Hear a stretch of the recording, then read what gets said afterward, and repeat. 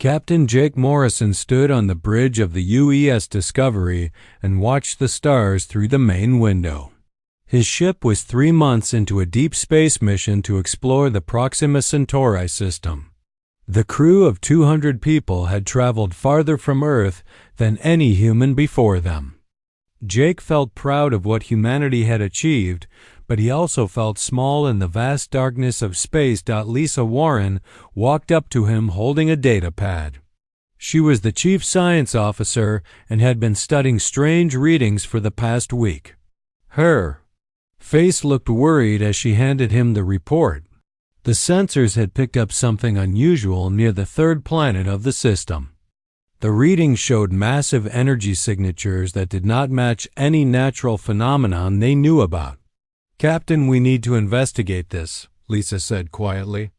"These readings are not coming from any star or planet. Something artificial is out." "There, and it's big." Jake nodded and called his tactical officer Ryan Carter to the bridge. Ryan was a young man, but he had good instincts about danger. When he arrived, Jake showed him the sensor data. Ryan's eyes went wide as he studied the numbers. "Sir, this looks like a fleet," Ryan said. "At least 50 ships, and they're all much larger than ours." Jake made the decision to move closer but stay hidden. The Discovery used its stealth systems to approach the unknown fleet. As they got closer, the sensors revealed ships unlike anything humans had ever built. The vessels were smooth and curved with a dark metal that seemed to absorb light.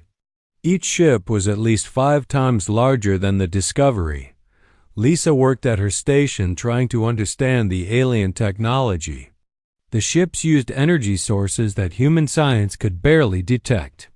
Their weapon systems showed power levels that could destroy entire cities.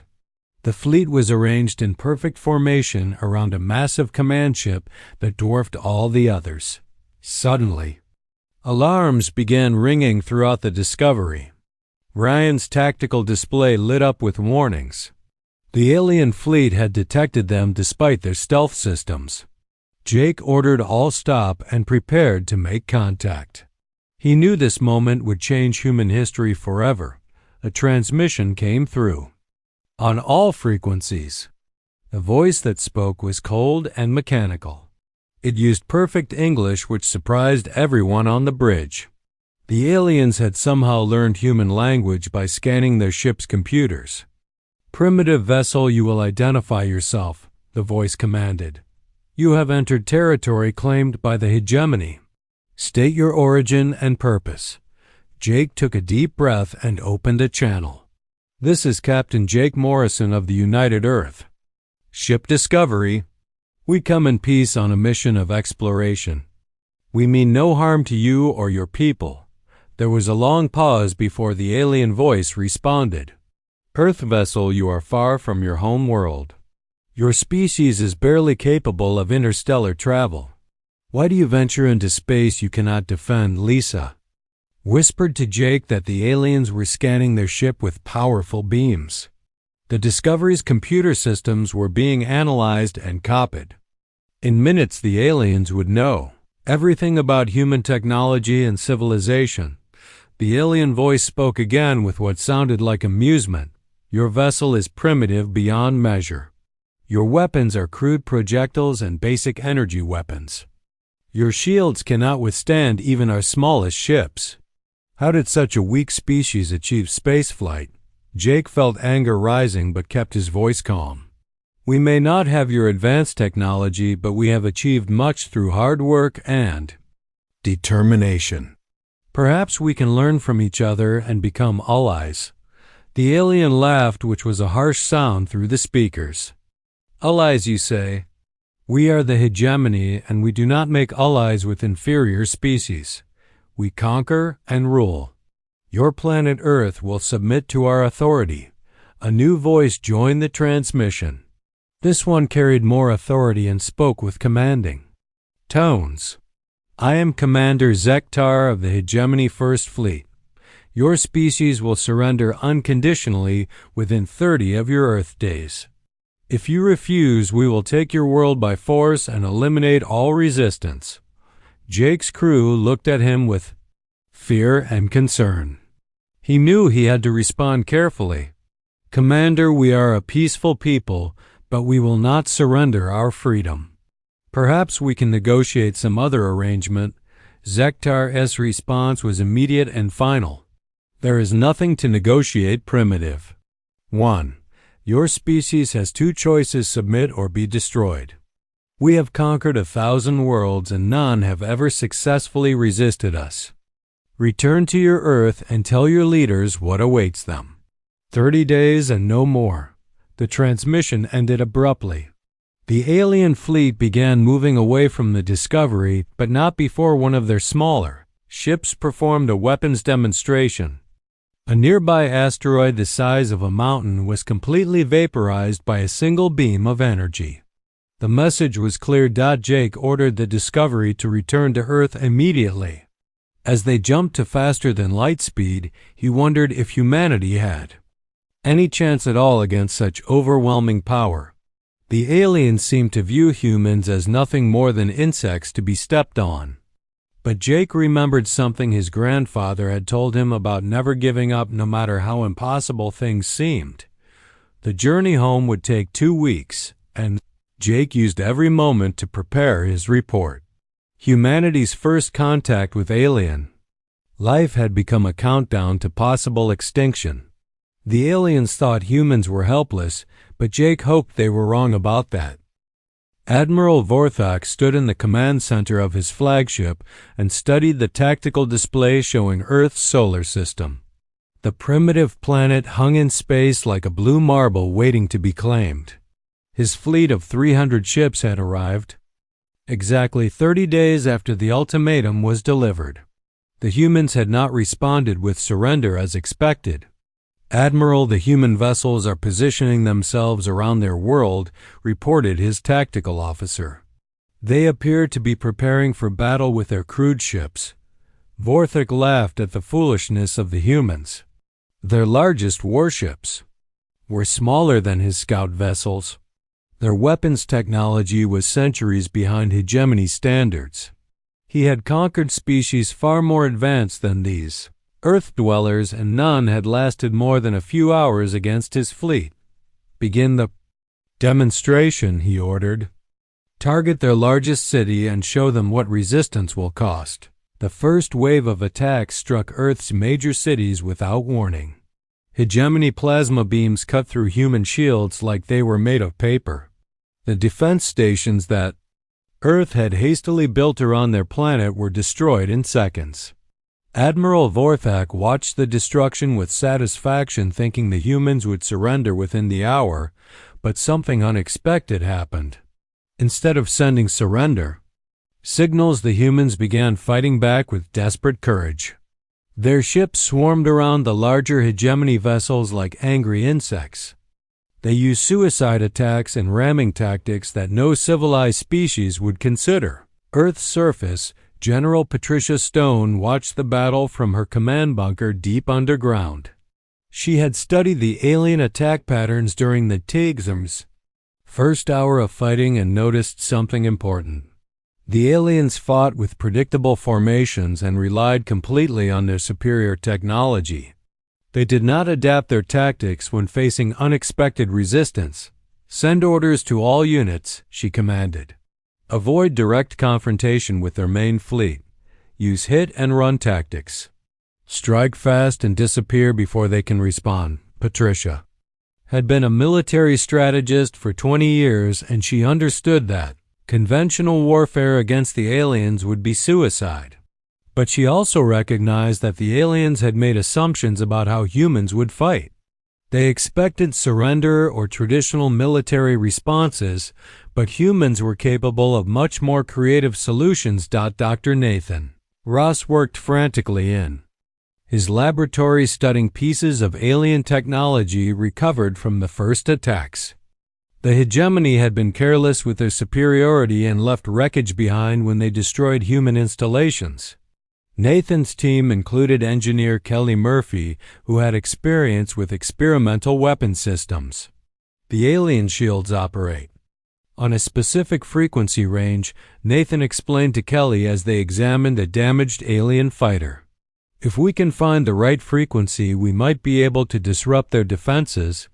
Kelly nodded and began working on modifications to human energy weapons.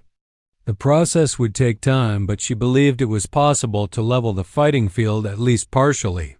Meanwhile, other teams across Earth were working on similar projects using whatever alien technology they could recover. Lieutenant Alex Turner led a squad of Marines in the ruins of New York City where an alien transport had crash-landed. The hegemony soldiers inside were tall gray beings with advanced personal armor and energy weapons. But Alex quickly discovered that in close combat the aliens were no match for human aggression and adaptability. "They're not used to this kind of fighting," Alex reported to his commander after successfully capturing alien prisoners. "They expect us to run when we see their superior weapons, but when we charge straight at them, they panic." The alien soldiers had been trained to fight from a distance using their technological advantages. Hand-to-hand combat was something they rarely experienced, because most species surrendered before such encounters became necessary. Alex's Marines developed new tactics, specifically designed to get close to alien positions where human physical strength and determination could be used effectively. As the first day of invasion continued, Admiral Vorthak began receiving disturbing reports from his commanders. Human resistance was much stronger than predicted, and their tactics were completely unpredictable. Some human pilots were deliberately crashing their ships into hegemony vessels, causing significant damage. Others were using primitive nuclear weapons in ways that violated every rule of civilized warfare.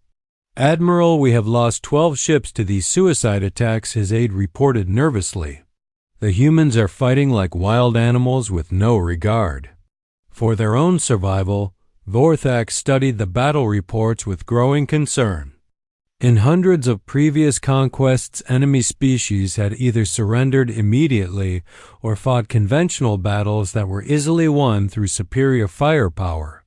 These humans were different. They seemed to become more dangerous as the fighting continued rather than less dangerous. Commander Zektar contacted the flagship from his position near Earth's moon. "Admiral, the human response is not following standard patterns. They are using unconventional tactics that our battle computers cannot predict. Should we increase the level of destruction to force their surrender?" Vorthak considered this option, but realized it might not work. The humans had already shown they would rather die fighting than submit to conquest. Destroying more of their cities might only make them fight harder. For the first time in his military career, he faced an enemy that did not behave according to hegemony expectations. "Continue the assault, but be prepared for extended resistance," he ordered. "These primitives may require more effort to subdue than initially calculated." On Earth, General Patricia Stone received reports from battlefields around the world. Human casualties were heavy, but the aliens were also taking losses they had not expected. More importantly, human forces were learning from each encounter and developing new ways to fight their technologically superior enemy. "The aliens think we're helpless," she told her staff. "They believe superior technology guarantees victory. But they're about to learn that humans have other advantages they cannot measure or understand." As night fell over the devastated planet, the first day of the invasion ended with both sides preparing for a longer conflict than either had anticipated. The hegemony had expected quick victory, but instead faced determined resistance from a species that refused to accept defeat. 3 weeks had passed since the invasion began, and the war had taken an unexpected turn. The hegemony forces found themselves fighting not just the human military, but an entire species that had transformed into a resistance network. Every city, every town, and every village had become a battlefield where humans used their knowledge of local terrain and their desperate creativity to strike back at their invaders. Engineer Tony Blake worked in an abandoned factory in Detroit where he led a team of mechanics and electronics experts. They had discovered that alien shield generators operated on specific harmonic frequencies that could be disrupted by modified human equipment. Tony's team built crude but effective devices that could temporarily disable alien personal shields. During combat, the frequency changes every 6 hours, Tony explained to a group of resistance fighters. But we figured out the pattern. These devices will give you about 10 seconds to take down an alien soldier before their shields reset. The resistance fighters took the devices and disappeared into the ruins of the city to hunt alien patrols. Word of Tony's discovery spread through hidden communication networks to resistance cells across the planet. Within days, similar workshops were operating in London, Paris, Moscow, and Beijing, producing weapons that could hurt the seemingly invincible invaders. Pilot Sarah Kim sat in the cockpit of a modified civilian spacecraft that had been converted into a flying bomb. Her mission was to crash into an alien communications array that coordinated hegemony forces across the North American continent. Sarah had volunteered for the suicide mission after losing her family in the first wave of attacks. Remember to wait until the last second before activating the payload, her commander told her over the radio. The aliens have learned to shoot down our attack craft, so you'll need every bit of speed and surprise you can get. Sarah nodded and pushed her engines to maximum power. She dove toward the alien installation, weaving between defensive fire and using the wreckage of destroyed human cities to hide her approach. At the last moment, she armed the nuclear warhead in her cargo bay and smiled as she thought about the surprise waiting for the aliens, who thought humans were helpless. Dr. Elizabeth Grant made a discovery that would change the course of the war. Working in a secret laboratory beneath the ruins of Atlanta, she studied captured alien biological samples and found something remarkable. The hegemony species had evolved on worlds with carefully controlled environments, and their immune systems had never encountered the bacteria and viruses that were common on Earth. They're vulnerable to our pathogens, she reported to General Stone through encrypted communications. A simple cold virus could potentially kill them if we can find a way to deliver it through their environmental suits. Elizabeth began working with other scientists to develop biological weapons that could exploit this weakness. The aliens had superior technology, but they had never faced an enemy that would use such primitive and deadly tactics. Within days, human forces were deploying modified crop dusters and water supplies to introduce Earth pathogens into areas occupied by hegemony troops. The ordinary people of Earth proved to be just as dangerous as the professional soldiers. Pete Anderson was a mechanic who ran a small garage before the invasion. Now he led a team of civilian engineers who specialized in sabotaging alien equipment. They had learned to recognize the weak points in hegemony vehicles and develop simple tools that could disable even the most advanced alien machinery. Their technology is too complex, Pete explained to his team as they prepared for another raid. They build things that can do amazing stuff, but they're fragile when you know where to hit them. A few well-placed charges and their flying tanks become expensive paperweights. Teacher Mary Collins organized the children in her neighborhood to serve as scouts and messengers for the resistance. The aliens ignored human children, thinking they were harmless, but Mary trained them to observe alien movements and report back to resistance fighters. Her network of young spies provided valuable intelligence that helped resistance cells avoid alien patrols and plan successful attacks. Communication Specialist Nina Rodriguez had perhaps the most important job of all. Working from a hidden bunker, she used captured alien technology to hack into hegemony communication networks. Nina discovered that the aliens were facing supply problems and morale issues that their commanders were trying to hide from higher authorities. They're requesting reinforcements from their home worlds, Nina reported to resistance leaders. The messages indicate they expected to finish this conquest months ago. Their soldiers are getting tired and their equipment is breaking down faster than they can repair it. More importantly, Minya learned that other species in the galaxy had successfully resisted hegemony conquest in the past. The aliens were not invincible, despite their superior technology. This information spread hope through human resistance networks and proved that victory was possible if they could continue fighting long enough. Admiral Vorthek received daily reports that filled him with growing frustration and concern. His losses were mounting while human resistance seemed to be getting stronger instead of weaker. The primitive species was using tactics that violated every principle of civilized warfare, and his forces were struggling to adapt to such unconventional fighting. Admiral, the humans have begun using biological weapons against our ground forces, his medical officer reported. We are losing soldiers to diseases that should not affect our species. Their pathogens are somehow penetrating our environmental protection systems. Vorthek realized he was facing something unprecedented in hegemony military history. These Earth creatures fought with a combination of desperation, intelligence, and complete disregard for the rules that governed warfare between advanced civilizations.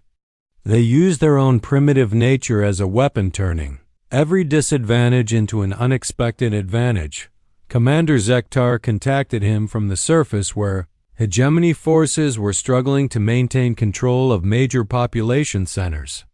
Admiral, we need different strategies. The humans adapt to our tactics faster than we adapt to theirs. Every time we develop countermeasures, they find new ways to hurt us. For the first time since beginning the invasion, Vorthek considered the possibility that the hegemony might not achieve quick victory on Earth. The humans had shown abilities that could not be measured by technology alone. Their creativity, resourcefulness, and refusal to surrender were proving more dangerous than any advanced weapon system. As the third week of fighting ended, both sides prepared for a conflict that would test the limits of their endurance. The aliens still had superior firepower, but the humans had something the hegemony had never encountered before in any of their previous conquests. They had the determination of a species fighting for survival on their home world and the dangerous creativity that came from having nothing left to lose. 6 months had passed since the hegemony invasion began, and the war had transformed into something neither side had expected. What was supposed to be a quick conquest had become a grinding conflict that stretched across multiple star systems. Admiral Vorthek stared at casualty reports that showed losses he had never imagined possible when fighting such a primitive species. Admiral, we have lost over 100 ships and thousands of ground troops, his aide reported nervously. The human resistance continues to grow stronger despite our technological superiority. Fleet Command is demanding an explanation for the delays. Vorthek knew he was facing court-martial if he could not deliver victory soon. The hegemony had never encountered a species that became more dangerous as the fighting continued. Every human defeat seemed to teach them new ways to hurt their invaders. Every alien victory cost more resources and troops than it was worth. Captain Jake Morrison now commanded a small fleet of modified human vessels that had been upgraded with stolen alien technology. His ships bore the scars of countless battles, but they had survived through cunning and determination. The Discovery had been destroyed in the second month of fighting, but Jake escaped to continue the resistance from space. Captain, we've received new intelligence from Nina's team on Earth, reported his tactical officer Ryan Carter. The aliens are planning a major assault on their orbital command station. They want to eliminate our ability to coordinate resistance activities. Jake studied the tactical display showing the massive hegemony station that controlled their forces throughout the solar system. The station was heavily defended, and attacking it would be suicide using conventional tactics. But Jake had learned that conventional tactics were exactly what the aliens expected and prepared for. Send word to all resistance ships, he ordered. We're going to hit that station, but not the way they think we will. Get me Commander Rick Foster on Secure Channel. Rick Foster had become the leading expert on unconventional space warfare after months of fighting impossible odds. His tactics manual was passed secretly between human ships and had become the foundation of their resistance strategy. Rick believed that superior technology could be defeated by superior creativity and unpredictable thinking. Captain the aliens. Expect us to attack in formation using standard military procedures, Rick explained during their planning session. Instead, we'll use swarm tactics with individual ships attacking from multiple directions simultaneously. Their computers can't track that many separate targets at once. The assault on the Hegemony command station began at dawn with hundreds of small human craft emerging from hiding places throughout the asteroid belt. Each ship carried a crew of volunteers who knew they might not survive the mission, but they also knew their sacrifice could turn the tide of the war. Dr. Nathan Ross had achieved the breakthrough that made the assault possible. Working with engineer Kelly Murphy, he had successfully created hybrid weapons that combined human and alien technology. The new weapons could penetrate Hegemony shields and armor, giving human ships a fighting chance against their larger opponents. The key was understanding their power distribution systems, Nathan explained to the assault teams. Their shields are strongest against energy weapons but weakest against kinetic projectiles fired at specific angles. These new weapons exploit that vulnerability. Ace pilot Danny Price became the first human to destroy an alien dreadnought when he used the new weapons in a daring attack run. His small fighter craft dodged massive plasma beams and missile swarms to reach the enemy ship's weak point. The destruction of such a powerful vessel sent shock waves through both human and alien forces. Target destroyed, Danny reported as the alien dreadnought exploded behind him. The new weapons work better than expected. We can hurt them now. On Earth's surface, General Patricia Stone coordinated the largest uprising in human history. Cities that appeared to be under alien control revealed hidden resistance networks that had been preparing for this moment. The apparent defeat of human forces had been an elaborate deception designed to make the aliens overconfident. All units begin Operation Defiance, she ordered through secret communication channels. Show these invaders what humans can do when we fight for our home. Explosions erupted simultaneously in major cities across the planet as hidden weapons caches were activated. Human fighters emerged from sewer subway tunnels and building ruins to attack surprised alien garrisons. The Hegemony had thought they controlled Earth, but they quickly learned they had only conquered the surface. While humans prepared for war in the depths below, the aliens faced something they had never encountered in centuries of conquest. This species that they had dismissed as helpless was revealing new capabilities every day. Human fighters used the ruins of their own cities as weapons, turning every destroyed building into a fortress and every piece of rubble into ammunition. Lieutenant Alex Turner had become a legend among resistance fighters for his ability to defeat alien soldiers in close combat. He led teams of specially trained humans who used the underground tunnel systems of major cities to appear behind enemy lines without warning. The aliens still don't understand urban warfare, Alex reported to his commanders. They think controlling the main streets means controlling the city, but we own everything underneath their feet. Admiral Vorthak watched his carefully planned invasion crumble as human resistance reached levels that threatened his entire fleet. The primitive species was demonstrating abilities that contradicted every assumption the Hegemony had made about their capabilities. Their technology was still inferior, but their tactical creativity was beyond anything his military computers could predict. Admiral, the humans have somehow learned to coordinate attacks across multiple star systems simultaneously, his intelligence officer reported.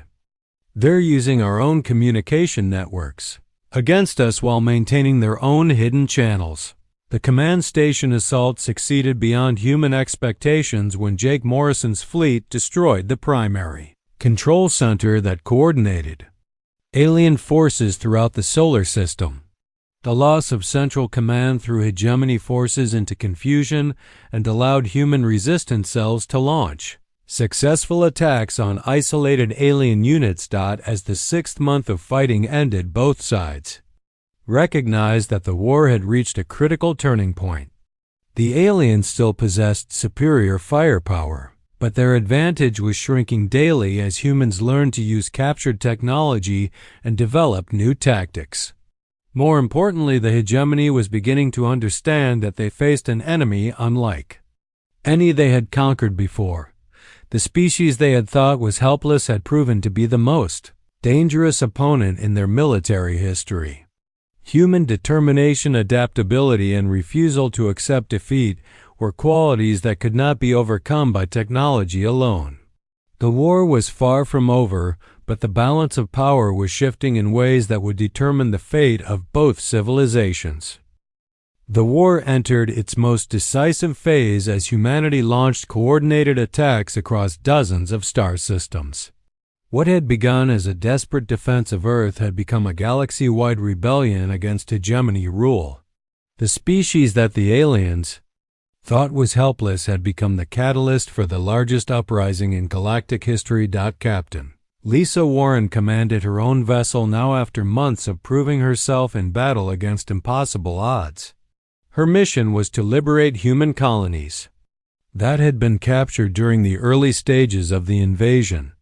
She discovered that humans taken prisoner had not surrendered to despair, but had instead organized resistance movements even inside alien detention facilities. Captain were receiving signals from the detention center on Kepler Station, her communications officer reported. It's former police officer Greg Martinez. He says the prisoners have taken control of several sections and are ready to coordinate with our assault. Lisa smiled at the news but was not surprised. She had learned that humans possessed a remarkable ability to find hope and organize resistance even in the most hopeless situations. The aliens had expected their prisoners to become docile workers, but instead, they had created another front in the expanding war. The assault on Kepler Station succeeded because the hegemony guards never expected coordinated attacks from both inside and outside their supposedly secure facility. Greg Martinez led his fellow prisoners in a carefully planned uprising that disabled the station's defenses just as Lisa's ships arrived. Within hours, hundreds of human prisoners were free and joining the growing resistance fleet. The aliens still don't understand us, Greg explained to Lisa as they planned their next move. They think imprisonment breaks human spirit, but it just makes us more determined to fight back. Every prison camp they build becomes another resistance cell. Meanwhile, the hegemony empire was facing rebellions on multiple fronts as other species took inspiration from human resistance. Ambassador Susan Ford had spent months making secret contact with oppressed peoples throughout alien-controlled space. Her diplomatic skills and the example of human courage had convinced dozens of species to begin their own fights for freedom.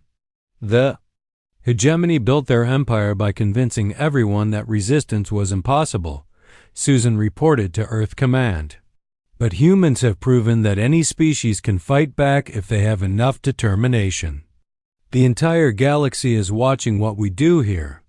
The alien military was stretched beyond its limits, trying to suppress revolts on hundreds of worlds simultaneously. Species that had submitted to hegemony rule for centuries were suddenly demanding independence and backing up their demands with armed resistance. The empire that had seemed invincible was cracking under pressure from enemies they had created through their own oppression. Young hacker Jamie Chun had achieved something thought impossible by infiltrating the core hegemony military network. Working from a hidden base in the asteroid belt, she used captured alien computer systems to plant viruses and false information throughout their communication grid. Her cyber warfare attacks caused massive confusion among alien forces. "I've managed to redirect their supply shipments to rebel-controlled systems," Jamie reported proudly. "Their ammunition is going to resistance fighters while their own troops are running out of equipment. They're so dependent on their computer systems they can't function when we turn their technology against them." The cyber attacks represented a form of warfare, completely foreign to hegemony understanding. They had conquered through superior firepower and organization, but they had never faced an enemy that could turn their own systems into weapons. Jamie's work crippled their ability to coordinate responses to the spreading rebellions. Admiral Vorthak faced the most serious crisis of his military career as reports poured in about defeats across his territory. The human resistance had somehow managed to inspire galaxy-wide revolution against hegemony rule. His forces were outnumbered and fighting on too many fronts to maintain control of their empire. "Admiral, we are receiving surrender requests from 17 different systems," his aide reported with barely controlled panic. "Our garrison forces are abandoning their posts rather than face continued resistance attacks. The empire is collapsing." Vorthak realized he had made a fatal error in judgment when he first encountered the human species. He had focused on their primitive technology while ignoring their potential for growth and adaptation. Now that mistake was costing the hegemony everything they had built over centuries of conquest. "Prepare the fleet for a final assault on Earth," he ordered desperately. "If we can crush the source of this rebellion, we might still salvage something from this disaster." But Vorthak did not know that humanity had been preparing for exactly this scenario. General Patricia Stone had used the months of fighting to study hegemony tactics and psychology. She understood that desperate enemies often made their most dangerous attacks when facing complete defeat. All Earth defenses to maximum readiness, she ordered as sensors detected the approaching alien fleet. "They're coming with everything they have left, but we're ready for them. This is where we end their empire forever." The final battle would test every lesson humanity had learned during months of warfare. Human forces had grown stronger through adversity, while alien forces had been weakened by fighting enemies they did not understand. The species that had seemed helpless at first contact was now leading a galactic revolution. Captain Jake Morrison prepared his fleet for the climactic confrontation, knowing that this battle would determine the future of both humanity and the galaxy. His ships were outnumbered, but they carried weapons and tactics that the aliens could not predict or counter. More importantly, they carried the determination of a species that had refused to surrender despite overwhelming odds. "All ships prepare for final engagement," he ordered as the hegemony fleet approached Earth's defensive perimeter. "Today we show the galaxy that freedom is stronger than any empire. Today we prove that they were wrong to think we were helpless." The battle that followed would be remembered as the moment when humanity transformed from a young species struggling for survival into a galactic power, capable of defending freedom throughout the stars. The aliens had thought they were conquering a helpless world, but instead they had awakened a force that would reshape the balance of power across the entire galaxy. As the two fleets moved toward their final confrontation, both sides understood that this battle would end not just the invasion of Earth, but the hegemony empire itself. The species that had been dismissed as primitive and helpless was about to deliver the final blow to their supposedly superior enemies.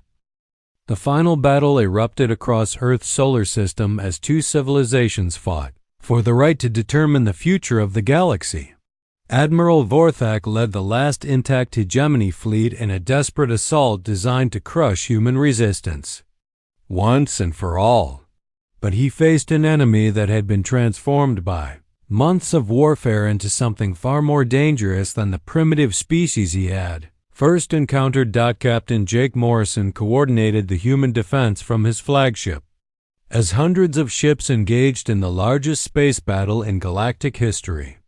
His forces used every tactic they had learned during the Long War, combining human creativity with captured alien technology to create weapons and strategies the hegemony could not counter. All units execute Pattern Delta, Jake ordered as his ship swarmed around the larger alien vessels. Remember, they expect us to fight like them, but we fight like humans. The battle raged for hours as human fighters used suicide attacks, ramming tactics, and coordinated swarm assaults to overwhelm alien defenses. Every human ship that was destroyed took at least one alien vessel with it, proving that courage and determination could overcome superior firepower when applied with enough intelligence and creativity on Earth's surface. The final ground war reached its climax as General Patricia Stone led the largest coordinated attack in human military history. Every city, every town, and every village launched simultaneous assaults on alien positions. The hegemony ground forces found themselves surrounded by a planet full of enemies who knew the terrain better than any invader could. "This is for every human they thought was helpless," Patricia declared as her forces stormed the main alien command center. "Show them what we're really capable of when we fight together." The urban warfare that followed demonstrated everything humans had learned about fighting technologically superior enemies. They used the ruins of their own cities as weapons, turning every destroyed building into a fortress and every piece of debris into ammunition. The aliens discovered too late that occupying human cities was impossible when the entire population was determined to resist. Commander Zektar faced Captain Jake Morrison in personal combat aboard the crippled Hegemony command ship. The alien warrior who had initially dismissed humans as primitive now fought desperately against an enemy he finally understood he had underestimated from the very beginning. "Your species should have surrendered," Zektar said as they battled with energy. Weapons among the sparking ruins of the alien bridge. "We offered you a chance to submit peacefully." Jake dodged an alien plasma blast and returned fire with a weapon that combined human engineering with stolen hegemony technology. "We don't surrender to bullies and we don't bow to tyrants." "That's something you should have learned before you came to our world." The personal duel ended when Jake's superior adaptability and fighting spirit overcame the aliens' reliance on advanced equipment. Zektar fell defeated by a species he had thought was too weak to pose any real threat. His last words were an admission that the hegemony had made a fatal error in judgment about human capabilities. As the space battle turned in humanity's favor, Admiral Vorthak realized his empire was finished. The species that was supposed to be easily conquered had instead become the force that would destroy everything the hegemony had built. His fleet was being systematically eliminated by enemies who seemed to grow stronger with every passing moment. "Admiral, our forces are requesting permission to surrender," his aide reported as another group of hegemony ships was destroyed by human attack squadrons. "They say continued resistance is hopeless." Vorthak understood that his military career and his civilization's dominance were both ending on this battlefield. The humans had proven that technological superiority meant nothing when facing an enemy with unlimited determination, and that posing as technological superiority meant nothing when facing an enemy with unlimited determination, and the humans had proven that technological superiority meant nothing when facing an enemy with unlimited determination, and the ability to learn from every defeat. The war ended, not with humanity's surrender, but with the complete collapse of the hegemony invasion force. Alien ships throughout the solar system began transmitting surrender signals as their commanders realized continued fighting would only result in total annihilation. The empire that had ruled the galaxy for centuries was broken by a species they had thought was helpless. President Helen Brooks addressed the United Nations and broadcast her words to the entire galaxy through captured alien communication networks. Her message was one of victory tempered by mercy and a warning to any other potential invaders about the true nature of humanity. "Today we have proven that freedom cannot be conquered by force," she declared. "We offer mercy to those who surrender, and friendship to those who seek peace. But let the galaxy know that humanity will never again be underestimated by those who mistake our desire for peace as a sign of weakness." The aftermath of the war saw humanity emerge as a major galactic power almost overnight. Captain Jake Morrison was promoted to admiral and given command of Earth's first interstellar fleet. His ships patrolled the former hegemony territories, ensuring that the liberated worlds remained free from any attempt at RECONQU East T. Dr. Nathan Ross and engineer Kelly Murphy established the first human alien technology research center where the best minds from both species worked together to develop new innovations for peaceful purposes. Their success in combining human creativity with alien knowledge created advances that benefited everyone in the galaxy. General Patricia Stone became the first commander of the Terran Defense Force, responsible for protecting not just Earth, but all the worlds that had joined the new alliance of free species. Her tactical innovations and understanding of unconventional warfare made her the most respected military leader in known space. The humans who had been expected to submit without resistance had instead become the guardians of galactic freedom. Species throughout the galaxy looked to Earth for leadership and protection, knowing that humanity would never allow another empire like the hegemony to rise and threaten their liberty. Years later, as Admiral Jake Morrison stood on the bridge of humanity's most advanced starship and watched human vessels patrol their new territories, he reflected on how wrong the aliens had been about his species. They had seen primitive technology and assumed primitive capabilities, but they had failed to understand the most important human traits. "They thought we were helpless because we didn't have their weapons," he said to his crew as they completed another patrol mission. "But they never understood that our greatest weapons were things they couldn't see or measure. Our refusal to give up our ability to adapt and our determination to protect what we love." The galaxy had learned an important lesson about humanity during the war. Advanced technology could be overcome by superior determination and creativity. No empire was invincible when faced with people willing to sacrifice everything for their freedom. The species that had seemed weakest had proven to be the strongest when it mattered most.